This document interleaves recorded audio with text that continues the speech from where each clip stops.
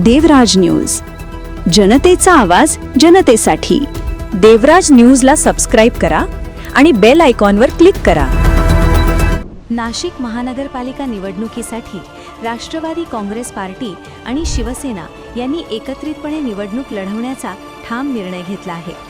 गेल्या काही दिवसांपासून महायुतीत समन्वय साधण्याचे प्रयत्न सुरू असतानाही भाजपकडून कोणताही स्पष्ट निर्णय न आल्याने कार्यकर्त्यांमध्ये संभ्रम निर्माण झाला होता।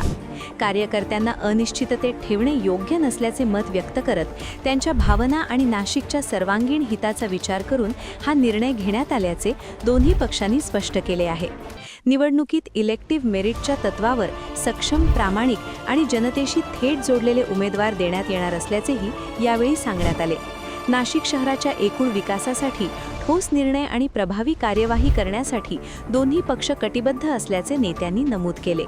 जनता आणि कार्यकर्त्यांचा विश्वास हीच आपली सर्वात मोठी ताकद असून त्याच बळावर आगामी महापालिका निवडणुकीत सकारात्मक आणि विकासाभिमुख राजकारण करण्याचा निर्धार राष्ट्रवादी काँग्रेस पार्टी व शिवसेना यांनी व्यक्त केला आहे।